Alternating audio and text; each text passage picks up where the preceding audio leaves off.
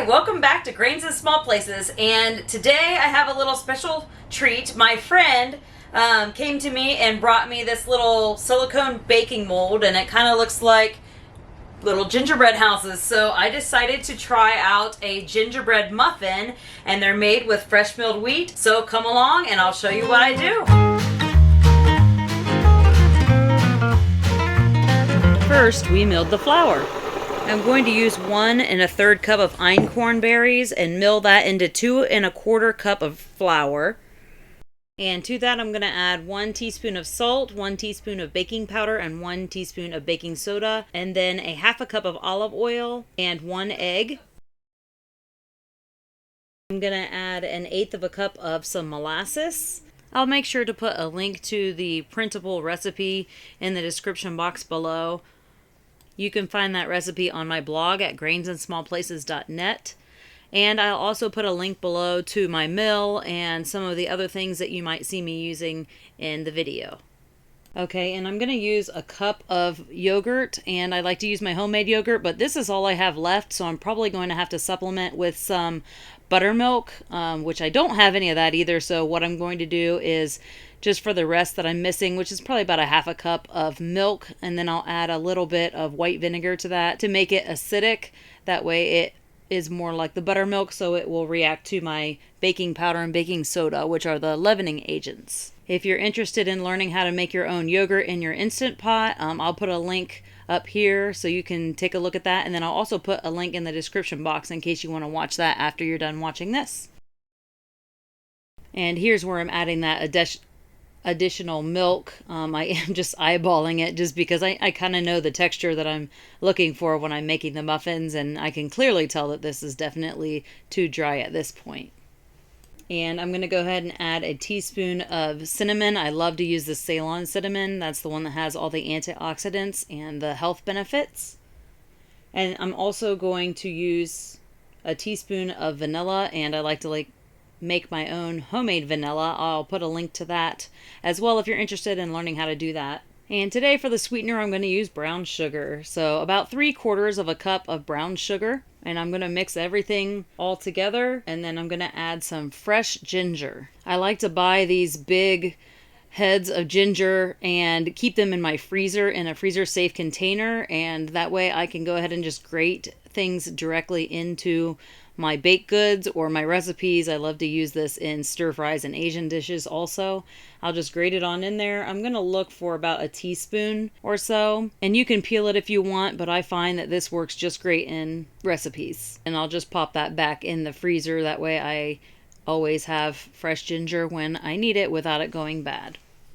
And it still look a little dry, so I'm just going to top that off with the rest of that milk and stir that in, and then you'll see that I get a much better consistency to my dough. I guess my wheat berries were thirsty today, which makes sense. I've been in kind of a dry area with no humidity or very little humidity, and I've found that I've had to add extra liquid to a lot of my baked goods in the desert here. And this is just the cutest little mold. I just had to make gingerbread muffins in this. I thought it was fitting because of the shape, but it's kind of adorable. And this was last minute for me, so I didn't get all the cute little decorations and things like that to put on it. So of course you could deck this out with all kinds of candies and cute things when you're done. I'm going to give it a really good spray. That way all the crevices are filled and I don't have a problem with my batter sticking in there. It's still a little bit on the thick side, but I really don't want it to be too thin. It'll be way too watery. And this is actually a new mold for me. I've never used this before. I'm not sure exactly how much batter to put in. So knowing now what I knew then, I should have only filled this halfway and done it 2 times. But I went ahead and filled them all the way up because I really wasn't sure. I should have went with my instincts. I was originally only going to put in my normal 1/3 cup, which is what I'll put it normally in my regular muffin tins, but these just looked a little bigger. I really wasn't sure how much to put in. So you'll see I kind of go back and forth with myself deciding how much to put in here. I ended up going ahead and filling it to the top, as you'll see. So since I filled them all the way pretty much to the top, I only did get these 6 muffins. Next time I would fill them halfway and then I would get the full 12, but I only had one of these molds anyway, so it ended up working out. Okay, and then if you're making these in a regular muffin tin, you're going to bake them at 400 degrees for about 18 minutes. These took a little bit longer because, as I said, I kind of double filled them. And where we were at this morning when we woke up, there were snow-covered whitecaps on the mountains, and it was just such a pretty sight. We are kind of nestled in between two mountain ranges currently, and it was just so beautiful. I wanted to show you. And here you can see this is what happened when I overfilled the muffins. If I would have filled it halfway, I think that it would have made for a better end product, but they actually still turned out really cute.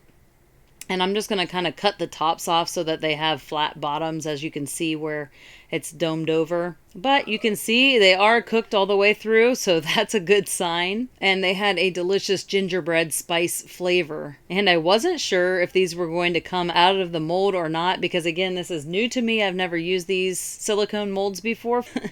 So I was kind of nervous. Just giving them each a little push. Here it goes. And success.